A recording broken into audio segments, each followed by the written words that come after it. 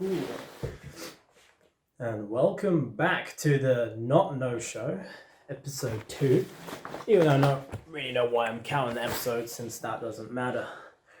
This is just a break from the No Show, but you're still getting content each week. Before I mix it up a little bit, I haven't actually been outside in over 2 weeks. Today is the first time because I had to go to the laundrette because I have a real aversion to having to manually, well, not really manually, nature take care of it, physics takes care of it, but I am averse to having to hang my clothes up to dry them. Like, I can't be bothered for that shit. It might seem like a little thing, but I do a lot of these little things where I just can't be bothered to do that shit and just let something automate it for me. So instead of go to the laundrette, that's just right around the corner. It's like 3 minutes away, and I can just get my clothes dried for me pretty much by the machine in 20 minutes. And for practical reasons, because I only have like one of like bedding, because I moved around a fuck ton and I try to keep as little on me as possible, so having multiple beddings just wasn't out of the picture. And if I try to wash clothes even as early in the morning as I could, with the beddings and stuff, like they're not gonna dry by the time I want to sleep again. Like it usually takes over 24 hours.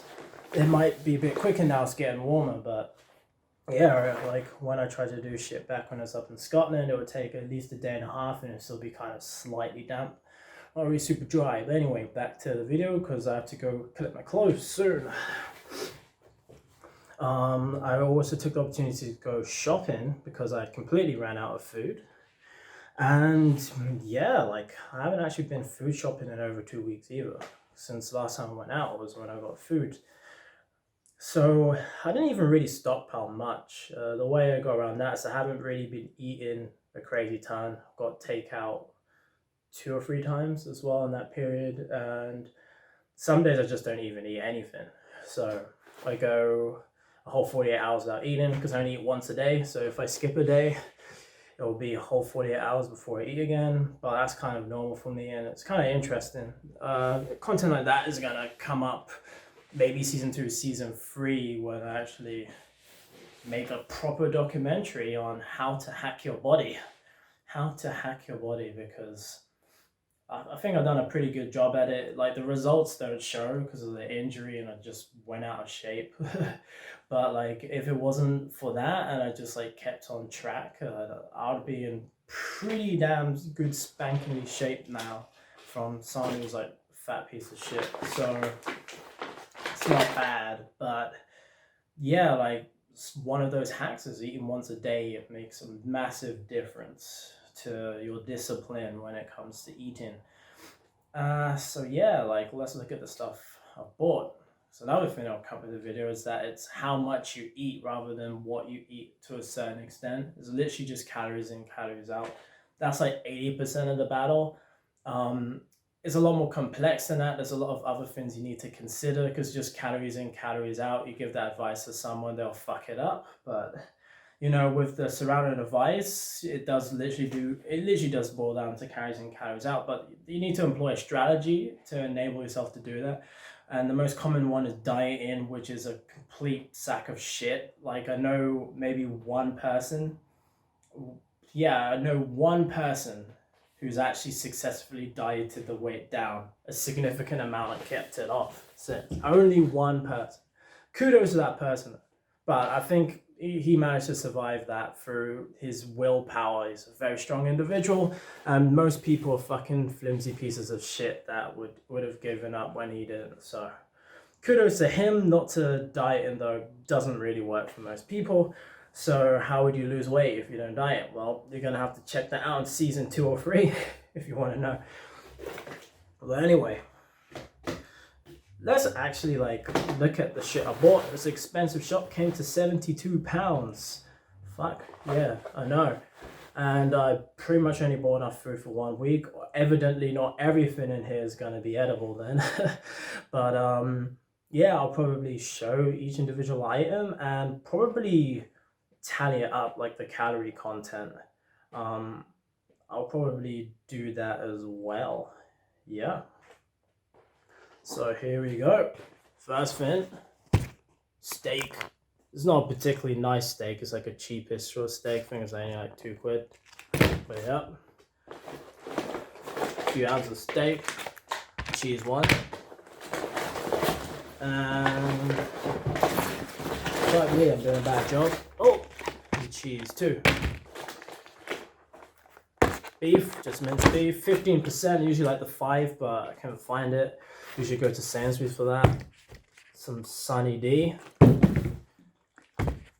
OJ1 and OJ2. So this is just some basic fucking bro bitch squash. Some more squash. I like to combine them. Tastes pretty good combined, I think, because I like sour stuff, but on its own it's a bit weird. So I like the sweetness of the fruits. Sparkling water 1. It's over 9,000! Sparkling water 2. The main reason I only got 2 is that I had to carry all this shit back from the shop, and as you can see, this stuff is already getting to quite a weight, since that's 1, 2, 3, 4. That's pretty much 8 kilos just from the liquids themselves. And then this, just a 10-pack strong dark fruit. So that's another 4.5 kilos there. So yeah, it's like a 12.5 kilos just from that. Alright, Pringles 1 and Pringles 2. Salmon 1. Salmon 2. Bacon. And to top off the edible food, I believe we have ramen 1, ramen 2, and ramen 3. Unfortunately, these ramens aren't really the ones I like. These aren't the ramens I wanted. But the only ones that were there, and that kind of triggered me, because that was one of the first things to pick up, because I've implemented a one-way system through the store. So the ramen was one of the first things I encountered, and when I saw that went there, I had to pick up this B-rated ramen. I was like, felt sad, man. Felt fucking bad. So bad. Oh dear. Anyway, this milk. It's UTC milk, because I don't really drink milk that quickly. So at least with this, it won't go off till I open it, and then hopefully I'll just get through it then. I've got milkshake, so worst case scenario, I'll just chug it with milkshake. And yeah, that's it for the edible food, which is actually quite expensive. I think, that's an extra 10 quid added on there. And yeah, I don't really know how it came to that much, to be honest with you. It's not actually that much food here. But with the other stuff, got some moisturizer for my skin, because my skin is fucked.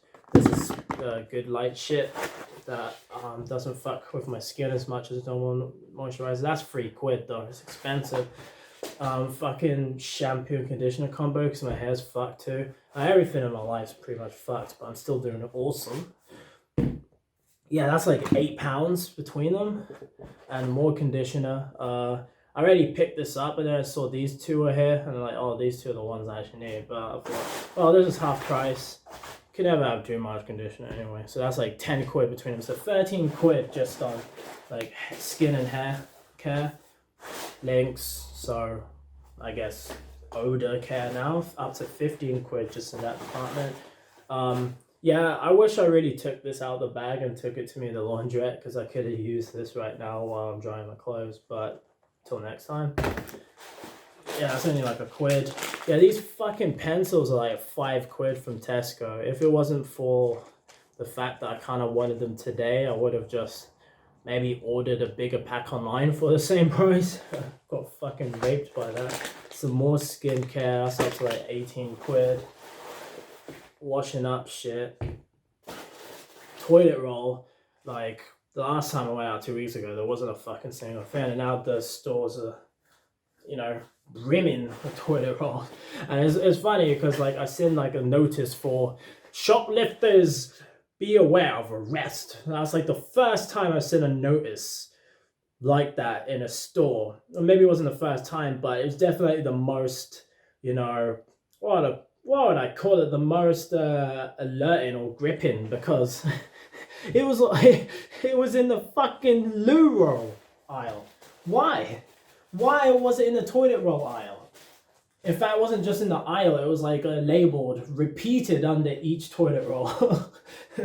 Under each row of toilet rolls, it was like, shoplifters, be aware.